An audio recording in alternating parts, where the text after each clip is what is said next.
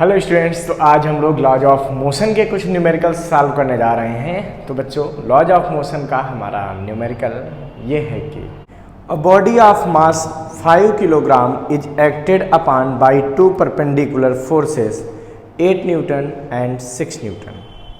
Give the magnitude and direction of the acceleration of the body. Okay, तो देखिए बच्चों, हमसे ये कह रहे हैं कि एक बॉडी है जिसका मास 5 किलोग्राम है और इस पर दो फोर्स लग रहे हैं। एक लग रहा है बच्चों 8 न्यूटन का और एक लग रहा है 6 न्यूटन का। और ये कह रहे हैं कि both forces are perpendicular to each other, मतलब दोनों एक दूसरे से 90 डिग्री पे लग रहे हैं। तो कह रहे हैं बॉडी किस डायरेक्शन में जाएगी। ठीक है, उस बॉडी की जाने की डायरेक्शन क्या होगी। अब बच्चों यहाँ पे एक जैसे अगर मान लिया जाए कि एक डस्टर है ऐसे रखा हुआ, इस पर एक फोर्स लगाएं इस डायरेक्शन से, तो ये बॉडी किधर जाती है? Straight line, Sidhi, in the direction of force. अच्छा, एक फोर्स इधर से लगाएं तो बॉडी किधर जाएगी? Straight line, in the direction of force. लेकिन बच्चों दोनों फोर्स लगा दें, एक इधर से और एक इधर से, तब क्या होगा? तो इन दोनों फोर्सेस के इफेक्ट में बॉडी कहीं ऐसे जाएगी, मतलब ना तो अब ये ऐसे जा रही है ना वो ऐसे जा रही है, इसके बीच में कहीं जाएगी। कब? जब इधर और इधर दोनों फोर्स एक साथ अप्लाई हो जाएंगे तो बॉडी कहाँ जाएगी? रिजल्टेंट की डायरेक्शन में जाती है। किधर जाती है बच्चों? रिजल्टेंट की डायरेक्शन में जाती है। इसका मतलब जो F1 और F2 लगेंगे तो इनकी वजह से बॉडी किधर जाएगी? अब ना तो इधर जाएगी ना इधर जाएगी, वो इन दोनों के रिजल्टेंट की डायरेक्शन में जाएगी। और रिजल्टेंट निकालने के लिए हम क्या करेंगे बच्चों? हम लॉ ऑफ पैरेललोग्राम का यूज करेंगे। किसका यूज करेंगे? लॉ ऑफ पैरेललोग्राम का। वहां से हम नेट फोर्स निकालेंगे और वही डायरेक्शन एक्सेलरेशन की हो जाएगी, क्योंकि जिधर फोर्स लगेगा उधर एक्सेलरेशन लगेगा। हमको यहाँ पे एक्सेलरेशन की वैल्यू पूछी गई है, एक्सेलरेशन की डायरेक्शन पूछी गई है। बहुत अच्छी बात है, लेकिन सबसे पहले बच्चों हमको यहाँ पे फाइंड करना पड़ेगा रिजल्टेंट फोर्स की वैल्यू। तो रिजल्टेंट फोर्स कैसे मिलेगा भाई? इसके लिए हम करेंगे F इक्वल टू रूट में F1 square plus F2 square, law parallelogram का यूज कर रहे हैं, प्लस 2F1 F2 cos 90। और cos 90 की वैल्यू क्या होती है? 0। इसीलिए F बराबर बच्चों आ जाएगा F1 square plus F2 square. Okay, सारी वैल्यू पुट कर दीजिए बच्चों। तो F बराबर क्या मिलेगा? रूट में 8 का स्क्वायर प्लस 6 का square. So F is equal to root में 64 प्लस 36, या F is equal to root में 100, या फिर रूट में क्या आ जाएगा बच्चों? 10 Newton. So the resultant force will be 10 Newton. अब ये 10 न्यूटन फोर्स लगेगा इस डायरेक्शन में, तो उस बॉडी पे एक्सेलरेशन कितना लगेगा? सोचो बच्चों, एक्सेलरेशन तो acceleration will B net force upon mass. तो नेट फोर्स आया है 10 और मास कितना है बच्चों? एक्सेलरेशन को A से लिख देते हैं और मास है 5। तो acceleration will be 2 metre per second square. So the acceleration of the body will be 2 metre per second square. अब बच्चों हमसे पूछा नेट एक्सेलरेशन की डायरेक्शन क्या होगी, तो पहले हम नेट फोर्स की डायरेक्शन निकालेंगे, ये एंगल थीटा। तो यहाँ पे लिख देंगे क्या? Direction of resultant force. तो रिजल्टेंट फोर्स कितना आएगा बच्चों? तो ये आएगा, डायरेक्शन उसकी क्या आएगी? तो ये आएगा tan थीटा बराबर परपेंडिकुलर अपॉन बेस। तो देखो बच्चों, जब ये F2 है तो ये वाला भी मैग्नीट्यूड क्या होगा? F2 होगा, अपान में F1, तो परपेंडिकुलर अपॉन बेस। तो क्या आ जाएगा? F2 upon F1।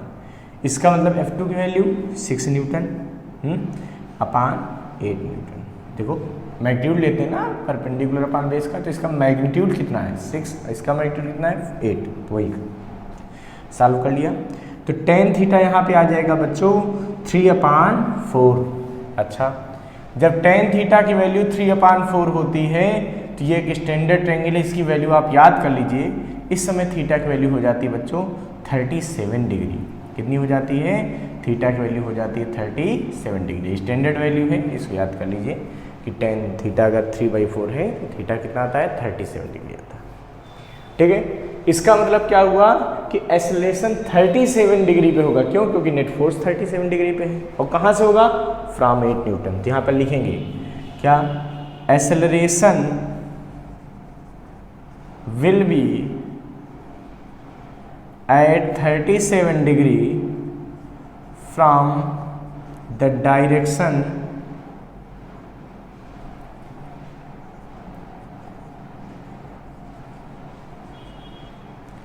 of 8 Newton force. So the acceleration will be at 37 degree from the direction of force. कौन सा फोर्स? 8 न्यूटन। और उसकी जो वैल्यू है एक्सेलरेशन की वो होगी 2 मीटर पर सेकेंड स्क्वायर। इसको फटाफट नोट कर लीजिए। A rocket with a lift of mass 20,000 kilogram is blasted upwards with an initial acceleration of 5 meter per second square. Calculate the initial thrust force of the blast. Okay, तो देखिए बच्चों, इस question में हमको दिया है कि एक रॉकेट है जिसका मास 20,000 किलोग्राम, ठीक है, और ये ऊपर की तरफ जा रहा है। तो बच्चों ऊपर की तरफ ये कितने एक्सेलरेशन से जा रहा है? तो यहाँ एक्सेलरेशन दे दिया है 5 मीटर पर सेकेंड स्क्वायर। हमसे कह रहे हैं बताओ रॉकेट पे लगने वाला अपथ्रस्ट फोर्स क्या होगा? अपथ्रस्ट फोर्स कौन सा? जो इसको ऊपर की तरफ लेके जाए। बच्चों आपको पता है कि रॉकेट अगर जनरली अगर इसका ये इग्निशन नहीं चल रहा होता, मतलब इसका जो फ्यूल है वो बर्न नहीं हो रहा होता, तो ये ऊपर नहीं जाता। ये ऊपर जा रहा है क्योंकि यहाँ पे फ्यूल बर्न हो रहा होगा। उस फ्यूल के बाहर आने से इस पर एक फोर्स लगेगा एक्शन रिएक्शन से। एक्शन रिएक्शन की वजह से ये ऊपर जा रहा होगा, क्योंकि फ्यूल जो बर्न होकर गैसेस बाहर निकलती हैं तो रॉकेट पे एक फोर्स लगता है अपोजिट डायरेक्शन में। उस एक्शन के अपोजिट एक रिएक्शन होती है, उसकी वजह से रॉकेट पे ऊपर फोर्स लगता है। तो बच्चों इसका मतलब रॉकेट पे ऊपर एक फोर्स लग रहा होगा। मान लेते हैं वो फोर्स क्या है? F। ये उसको रॉकेट को ऊपर लेकर जाएगा। इस रॉकेट को अगर मैं बात करूँ ये फ्यूल ना चल रहा होता तब तो ये नीचे गिर जाता। क्यों? क्योंकि हर ऑब्जेक्ट को अर्थ नीचे खींचती है बाय ग्रेविटेशनल फोर्स। तो ग्रेविटेशनल फोर्स कितना लगता है बेटा? mg। तो रॉकेट में ग्रेविटेशनल फोर्स जो लगेगा वो कहाँ लगेगा? नीचे की तरफ। तो बच्चों देखिए रॉकेट पे दो फोर्स काम कर रहे हैं, एक अपथ्रस्ट फोर्स ऊपर की तरफ, एक वेट mg नीचे की तरफ, बट रॉकेट ऊपर जा रहा। इसका सीधा सा मतलब है कि अपथ्रस्ट फोर्स क्या है? ज़्यादा है, क्योंकि ऊपर की तरफ उसको एक एक्सेलरेशन मिल रहा है। अच्छा, अब कैसे निकालेंगे इसका नेट फोर्स? सोचिए, तो एक ऊपर की तरफ फोर्स, एक नीचे की तरफ। जब दो फोर्स अपोजिट लगते हैं तो रिजल्टेंट कैसे निकालते हैं? बड़े फोर्स में छोटे फोर्स को सब्ट्रैक्ट कर देते हैं। इसका मतलब यहाँ पर लिखेंगे नेट फोर्स ऑन रॉकेट। तो नेट फोर्स क्या आएगा? F minus mg। और ये किसके बराबर हो जाएगा? मास इंटू एक्सेलरेशन के। क्यों? क्योंकि ऊपर की तरफ जो नेट फोर्स लग रहा है उसी से एक्सेलरेशन मिल रहा है ना। अब हमको पता है कोई m मास की अगर बॉडी है, a एक्सेलरेशन से जा रही है, तो उसमें फोर्स कितना लगता है? ma।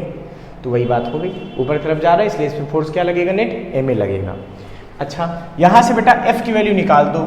This is the upthrust force, ठीक है। तो अपथ्रस्ट फोर्स की वैल्यू क्या आएगी भाई? mg plus ma। यहाँ पे हम इसका सोल्यूशन कर रहे हैं, बहुत बढ़िया। तो F की वैल्यू आ जाएगी m ब्रैकेट में g plus a, value put कर दो। m की वैल्यू 20,000, ठीक है, g 9.8 प्लस a की वैल्यू 5। F इक्वल टू हो जाएगा 20,000 इंटू 14.8। मल्टीप्लाई करेंगे बच्चों, कितना आएगा? 2.96 इंटू 10 की पावर कितना बनेगा? सोचिए, तो 4 यहाँ से और एक यहाँ से पॉइंट खिसकाएंगे तो यानी कि 415 10 की पावर 5 न्यूटन। तो आ जाएगा 2.96 इंटू 10 की पावर 5 न्यूटन। जिन लोगों को अगर ये डायरेक्ट कैलकुलेशन नहीं समझ में, उनको मैं बता दूं कि जब इसको मल्टीप्लाई करोगे तो मिलेगा 296 और 3 जीरो मिलेंगे। कितना मिलेगा? 3 जीरो मिलेंगे। उसके बाद क्या करेंगे? इसको सॉल्व करने पर ये आ जाएगा हमारे पास आंसर। तो आ जाएगा 2.96 इंटू 10 की power 5 Newton. This will be the upthrust force. ये कौन सा फोर्स होगा बच्चों? ये अपथ्रस्ट फोर्स होगा, ठीक है। This will be the upthrust force. इसको फटाफट नोट कर लीजिए। A constant retarding force of 50 newton is applied to a body of mass 20 kilogram moving initially with the speed of 15 metre per second, how long does the body take to stop. Okay, तो बच्चों देखिए इस question में क्या कह रहे हैं कि एक बॉडी है जिसका मास 20 किलोग्राम है और इस पर हम 50 न्यूटन का फोर्स अप्लाई करते हैं। जब बच्चों 50 न्यूटन का फोर्स लगाएंगे और वो भी उस बॉडी को रोकने के लिए, ठीक है, उसको स्टॉप करने के लिए, तो हमको ये बताना है कि अगर बॉडी की स्पीड 15 मीटर पर सेकेंड हो तो कितने चलने के बाद वो बॉडी रुक जाएगी। तो देखिए बच्चों, चूंकि ये रिटार्डिंग फोर्स है तो ये एक रिटार्डेशन प्रोड्यूस करेगा। सबसे पहला काम होगा, हम यहाँ पे रिटार्डेशन कैलकुलेट करेंगे। तो रिटार्डेशन ए बराबर कितना हो जाएगा, ये बच्चों हो जाएगा F अपान एम। भाई एक्सेलरेशन इक्वल टू जैसे होता है फोर्स अपान मास, वैसे रिटार्डेशन इक्वल टू भी फोर्स अपान मास। तो बच्चों ए की वैल्यू हो जाएगी F 50 और मास की वैल्यू 20। इसको जब आप सॉल्व करेंगे, ये जीरो कैंसिल करेंगे, 5/2 को सॉल्व करेंगे तो बचेगा 2.5 metre per second square. This is the बच्चों रिटार्डेशन। ये क्या है बच्चों, रिटार्डेशन, मतलब निगेटिव एक्सेलरेशन, ठीक है। अच्छा, अब यहां पर लिखेंगे कि from first equation of motion, हम फर्स्ट इक्वेशन ऑफ मोशन को सॉल्व करेंगे, ठीक है, और टाइम की वैल्यू निकाल देंगे जितनी देर में वो बॉडी रेस्ट में आ जाएगी। तो from first equation of motion v equal to u plus a t, but चूंकि रिटार्डेशन हो रहा है इसीलिए माइनस लग जाएगा, v equal to u minus a t. v final velocity कितनी करनी है बच्चों, 0। अच्छा, u इनिशियल वेलोसिटी कितनी बच्चों, 15 माइनस a की वैल्यू देखिए कितनी है आपके पास, अभी अभी निकाली रिटार्डेशन की वैल्यू 2.5 इंटू टी, टाइम, ये टाइम हमको निकालना है। तो ये माइनस का 2.5 टी है, इधर ले आएंगे तो ये प्लस का हो जाएगा 2.5 टी इक्वल टू 15, ठीक है। तो टी इक्वल टू क्या हो जाएगा बच्चों, 15 अपान 2.5, पॉइंट हटाएंगे, 0 बढ़ाएंगे और सॉल्व कर लेंगे इसको। तो टी इक्वल टू आ जाएगा 6 सेकेंड। कितना आ जाएगा बच्चों, 6 second. So after 6 second the body will be stopped. तो 6 सेकेंड के बाद उसकी वेलोसिटी क्या हो जाएगी बच्चों, 0 हो जाएगी। इसको फटाफट नोट कर लीजिए बच्चों। लॉज ऑफ मोशन का हमारा नेक्स्ट क्वेश्चन ये है कि the driver of a three wheeler moving with the speed of 36 kilometre per hour sees a child standing in the middle of the road and bring his vehicle to the rest in 4 seconds just in the time to save the child. What is the average retarding force on the vehicle? The mass of the 3-wheeler is 400 kilogram and the mass of the driver is 65 kilogram. Find the distance in which the vehicle stopped. तो देखिए बच्चों, इस question में हमसे क्या कह रहे हैं कि एक 3-व्हीलर है और उसको एक ड्राइवर चला रहा है, ठीक है। 3-व्हीलर का जो मास है वो 400 किलोग्राम है, जबकि जो ड्राइवर उसमें बैठा है उसका मास 65 किलोग्राम। अच्छा, कह रहे हैं बच्चों कि 3-व्हीलर की जो स्पीड है वो 36 किलोमीटर पर आवर थी, ठीक है।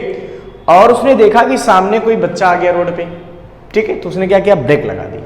जब ब्रेक लगाई तो कह रहे हैं कि वो 3-व्हीलर केवल 4 सेकंड में जाके रुक गया, 4 सेकंड में रुक गया। तो हमको बताना है कि उस 3-व्हीलर पे लगने वाला रिटार्डिंग फोर्स कितना होगा। रुकने से पहले 3-व्हीलर कितनी डिस्टेंस कवर कर लिया होगा, जब से ब्रेक लगाई गई तब से बात की जा रही। ये दोनों चीजें हमको यहाँ पे फाइंड करनी। बच्चों देखिए, इसके लिए सबसे पहले हमको रिटार्डेशन निकालना पड़ेगा। रिटार्डेशन मतलब किस एक्सेलरेशन से, किस रेट से उसकी वेलोसिटी डिक्रीज हुई। इसके लिए हम क्या करेंगे, देखिए हमको इनिशियल वेलोसिटी पता है और फाइनल वेलोसिटी पता है। क्यों? क्योंकि फाइनल वेलोसिटी सबको पता है। भाई रुक गया 3-व्हीलर, इसका मतलब उसकी फाइनल वेलोसिटी क्या हो गई, 0 हो गई। तो फाइनल वेलोसिटी 0 हो गई।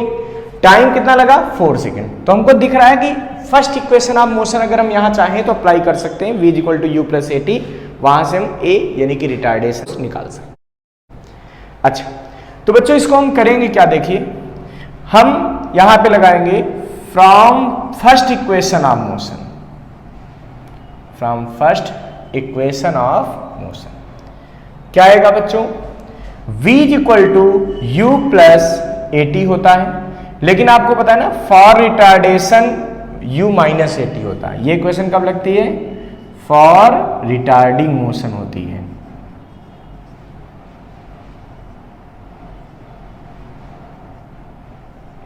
तो रिटार्डेशन के समय लगता है v equal to u minus a t. बच्चों u जो हमको दिया है वो किलोमीटर पर आवर में दिया, तो इसको पहला हमारा काम होगा मीटर पर सेकंड में कन्वर्ट कर लेंगे। कैसे करेंगे? आपको पता है किलोमीटर पर आवर को जब मीटर पर सेकंड में करना होता है तो क्या करते हैं? 5/18 से मल्टीप्लाई कर देते हैं, तो ये बन जाता है मीटर पर सेकंड। ठीक है, अब यहाँ 18 से डिवाइड करोगे 2 टाइम तो ये हो जाएगा 2 आएगा। तो अब ये क्या होगा बच्चों? यहाँ से क्या आएगा? 10 मीटर पर सेकेंड। यू की ये वैल्यू यूज करेंगे, क्यों? क्योंकि हमको पता है सारी कैलकुलेशन हम लोग MKSA metre kilogram second ampere में ही करते हैं। अच्छा, तो ये वैल्यू यहाँ रख देंगे बच्चों। Final velocity 0, initial velocity 10 minus a, यही तो निकालना है। रिटार्डेशन कितना है? t हो गया 4 सेकेंड। तो बच्चों यहाँ से देखेंगे तो 4a इक्वल टू कितना आएगा? 10। 4a कितना आया? 10। इसका मतलब ये हुआ कि a इक्वल टू क्या आ जाएगा? 10/4, यानी कि a की वैल्यू हो गई 2.5 metre per second square. This is the retardation. ये बच्चों क्या आया है? ये रिटार्डेशन आ गया। अच्छा, बहुत अच्छी बात है। यहां पर लिख देंगे सो रिटार्डिंग फोर्स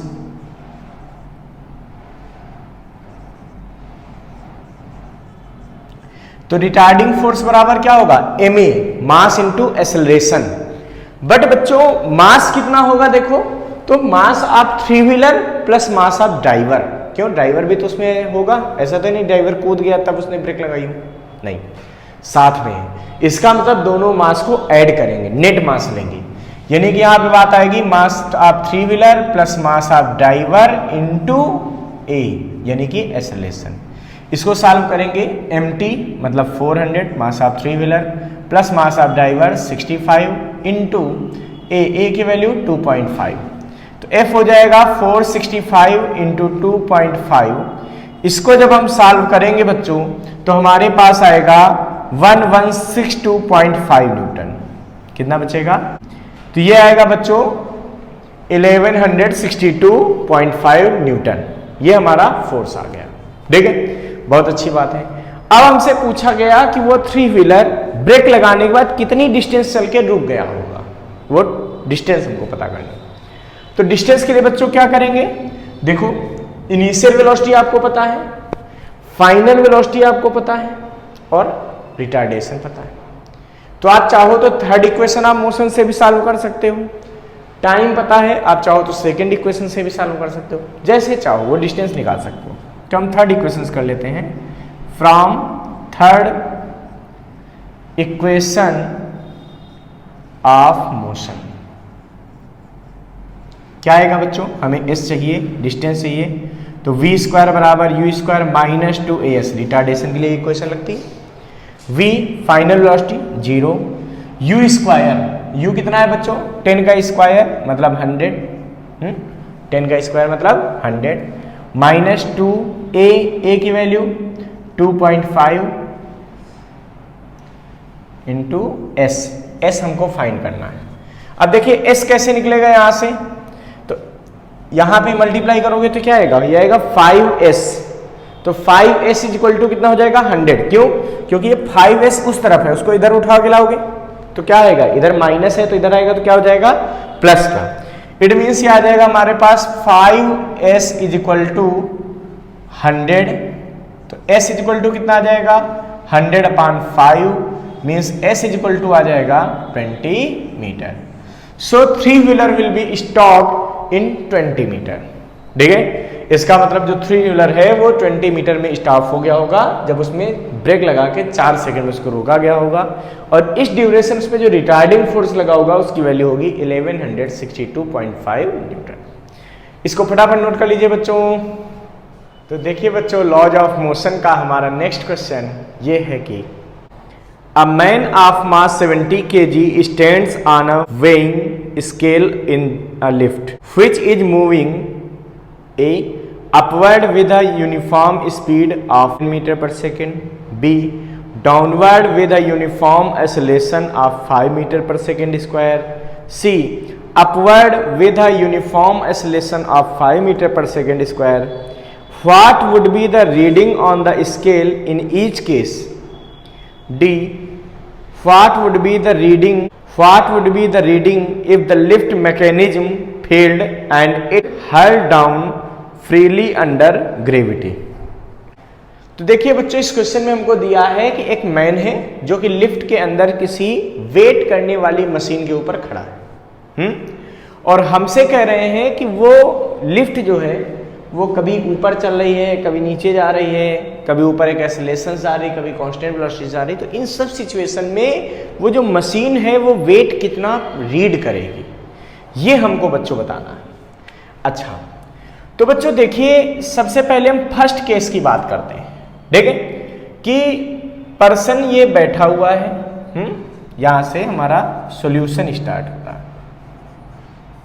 अच्छा, ये मान लीजिए लिफ्ट है और ये इसके अंदर वेट करने वाली मशीन है, इस पर ये पर्सन खड़ा है और ये लिफ्ट v वेलोसिटी से ऊपर जा रही है। तो हमको बताना है इसका वेट कितना होगा। बच्चों, आपको पता होना चाहिए जब आप किसी वेट करने वाली मशीन पे खड़े होते हैं तो आपका वो वेट कैसे मेजर करती है? वो मशीन आपका वेट मेजर करती है due to normal reaction force. Normal reaction force जितना होता है वो उतना ही वेट आपका मेजर कर देती है। अगर फ्लैट सरफेस पे मशीन रखी है, उस पर आप खड़े हैं, तो आपका जो नॉर्मल रिएक्शन फोर्स होता है वही वेट वो लिफ्ट वो मशीन जो होती है वो मेजर करती है। ध्यान रखिएगा। अच्छा, तो हमको हर केस में बच्चों नॉर्मल रिएक्शन फाइंड कर लेना है, बस उतना ही वेट वो मेजर करेगी। तो देखिए, जब इसकी वेलोसिटी कांस्टेंट है,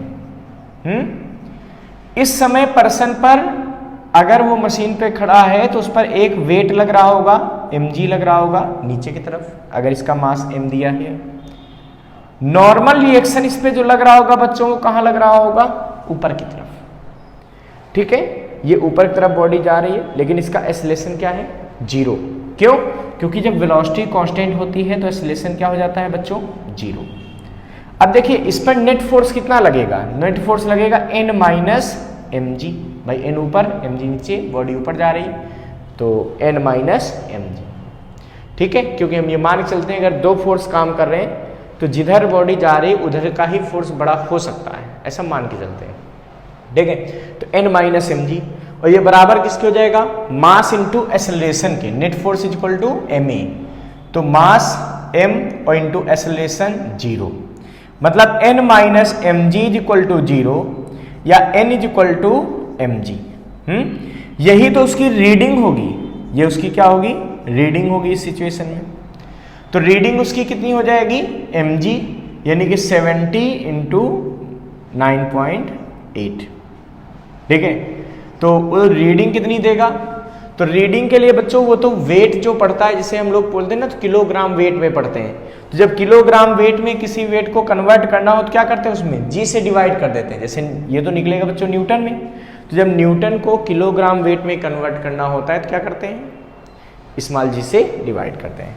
इसका मतलब ये हो जाएगा 70 इंटू 9.8 अपान g, यानी कि 70 इंटू 9.8 अपान 9.8, यानी कि आ जाएगा बच्चों हमारे पास 70 kilogram. So the reading in this situation will be 70 kilogram force या 70 किलोग्राम वेट। तो इस समय वो पर्सन का वेट 70 किलोग्राम वेट ही मेजर करेगी। अगर वो 70 किलो का है तो 70 किलोग्राम वेट मेजर, मतलब रियल वेट मेजर करेगी। तो इस सिचुएशन में जब लिफ्ट कांस्टेंट वेलोसिटी से बढ़ रही होगी, उस समय वो लिफ्ट के अंदर जो मशीन लगी है वो उसका रियल वेट मेजर करेगी। ध्यान रखना, ठीक है। अच्छा, अब सेकंड केस की बात करते हैं। सेकंड केस में हमसे क्या कह रहे हैं कि अगर lift 5 metre per second square के एक्सेलरेशन से नीचे आ रहे हो। फिर से सोचो बच्चों, ये लिफ्ट है, ठीक है, ये लिफ्ट है, अच्छी बात है। और इस लिफ्ट में बच्चों ये कोई वेट करने वाली मशीन रखी है, ये उस पर पर्सन खड़ा है और लिफ्ट बच्चों आ रही है नीचे की तरफ। इसका एक्सेलरेशन है 5 मीटर पर सेकेंड स्क्वायर का। अब आपको पता है लिफ्ट में इस समय 2 फोर्स काम करेंगे इस पर्सन पे, एक तो mg नीचे लगेगा और एक जो नॉर्मल रिएक्शन उस लिफ्ट में रखी मशीन से लगेगा उस पर्सन पे, वो कहाँ लगेगा, ऊपर। और ये नॉर्मल रिएक्शन ही उसकी रीडिंग को बताएगा। तो इस सिचुएशन में सोचो बच्चों, लिफ्ट नीचे आ रही है, किसी बॉडी पे 2 फोर्स काम कर रहे हैं और बॉडी इस तरफ जा रही है। इसका मतलब क्या हो गया, ये वाला फोर्स क्या होगा, बड़ा होगा, तभी तो इधर जाएगी, ठीक है। इसका मतलब ये हुआ कि अगर लिफ्ट नीचे जा रही है तो नीचे की साइड वाला फोर्स बड़ा होना चाहिए इस सिचुएशन में, यानी कि नेट फोर्स इस पे आएगा mg माइनस n, और ये किसके बराबर हो जाएगा। तो अगर कोई m मास की बॉडी a एक्सेलरेशन से चल रही हो तो उस पे फोर्स कितना लगता है, ma। तो ये m मास का पर्सन है और a एक्सेलरेशन से नीचे जा रहा है, तो इस पे नेट फोर्स कितना लगेगा, m इंटू a, यानी कि इस पे जो नेट फोर्स होगा वो क्या लगेगा बच्चों, ma। अच्छा, तो इस सिचुएशन में n की वैल्यू कितनी आएगी, देखो n को इधर ले जाओ, ma को इधर ले जाओ, तो n इक्वल टू हो जाएगा mg माइनस ma, ठीक है, या n इक्वल टू हो जाएगा mg माइनस a। ये नॉर्मल रिएक्शन होगा। इसका मतलब उसकी रीडिंग कितनी होगी, ये फोर्स तो बच्चों न्यूटन में आएगा अगर सारी वैल्यू रख दें, तो हो जाएगा mg minus a upon g। तो ये क्या बन जाएगा, ये बन जाएगा किलोग्राम वेट, ठीक है। और यहां तक ये किस में आ रहा था, ये न्यूटन में आ रहा था। ये जो नॉर्मल रिएक्शन था ये किस में आता, न्यूटन में। अगर जी की वैल्यू 9.8 और ए की वैल्यू 5 रख देते तो ये न्यूटन में आता, तो हम उसको किलोग्राम वेट में फाइंड कर लेते हैं। m कितना दिया है बच्चों, 70, g कितना दिया है, g स्मॉल g 9.8, अच्छा, माइनस a की वैल्यू कितनी है 5 अपान स्मॉल जी की वैल्यू कितनी है ये 9.8, तो ये कितना आएगा बच्चों 70 इंटू 4.8 अपान 9.8। अप्रॉक्स इसको अगर डिवाइड करोगे तो अप्रॉक्स से 2 टाइम जाएगा, वैसे तो 2.01 समथिंग जाएगा, तो कोई खास फर्क नहीं पड़ेगा उससे। तो इसको जब सॉल्व करेंगे तो ये अप्रॉक्स आएगा बच्चों 35 किलोग्राम वेट। इसका मतलब इस सिचुएशन में वो लिफ्ट जो है उसके अंदर जो मशीन लगी है वो उस पर्सन का वेट कितना रीड करेगी, अप्रॉक्स 35 किलोग्राम वेट, ठीक है। होना कितना चाहिए था 70, लेकिन चूंकि लिफ्ट नीचे आ रही है एक्सेलरेशन से, इसलिए उसका वेट अब कितना मेजर किया जाएगा लिफ्ट के अंदर, वो मेजर करेगी मशीन 35 किलोग्राम वेट। अच्छा, अब देखिए बच्चों हम यहाँ पे थर्ड इक्वेशन की बात करते हैं, ठीक है, थर्ड कंडीशन की बात करते हैं। थर्ड कंडीशन बच्चों क्या हो रहा कि ये लिफ्ट है, अच्छा, ये इसके अंदर एक मशीन रखी हुई है, इस पे एक आदमी खड़ा है, ये तो पूरा सिस्टम है। और बच्चों ये लिफ्ट ऊपर जा रही है, इसका एक्सेलरेशन दे दिया है 5 मीटर पर सेकेंड स्क्वायर, इस एक्सेलरेशन से वो ऊपर जा रही है। तो इस सिचुएशन में हमको बताना है कि उसका वेट कितना रीड करेगी। अच्छा, तो बेटा देखिए इस समय उस पर जो वेट लगेगा mg वो कहाँ लगेगा, नीचे की तरफ। नॉर्मल रिएक्शन बॉडी वो पर्सन पे कितना लगेगा, ऊपर की तरफ। तो नेट फोर्स यहाँ पे क्या बनेगा, m इंटू ए। लेकिन नेट फोर्स निकालेंगे कैसे, फिर वही बात, जब बॉडी पर 2 ही फोर्स काम कर रहे हो, केवल इस आदमी को अगर देखो तो एक फोर्स नीचे एक फोर्स ऊपर, और लिफ्ट जा रही है ऊपर, इसका मतलब ऊपर वाला फोर्स क्या होना चाहिए, बड़ा होना चाहिए। तो नेट फोर्स कैसे निकालेंगे, अपोजिट डायरेक्शन के फोर्स है तो उनको घटा के निकालना है, तो बड़े में छोटे को घटाएंगे, ठीक है। तो ग्रेटर कौन होना चाहिए, n, क्योंकि ऊपर जा रही बॉडी, तो n माइनस mg। तो नेट फोर्स कितना होगा बच्चों, n माइनस mg, और ये किसके बराबर होना चाहिए, ma के, मास इंटू एक्सेलरेशन के। अच्छा, यानी कि n की वैल्यू कितनी आ जाएगी, mg प्लस ma।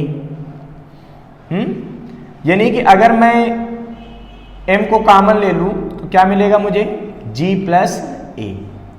ये नेट फोर्स लगेगा, ये बच्चों न्यूटन में लगेगा, किस में लगेगा, न्यूटन में लगेगा।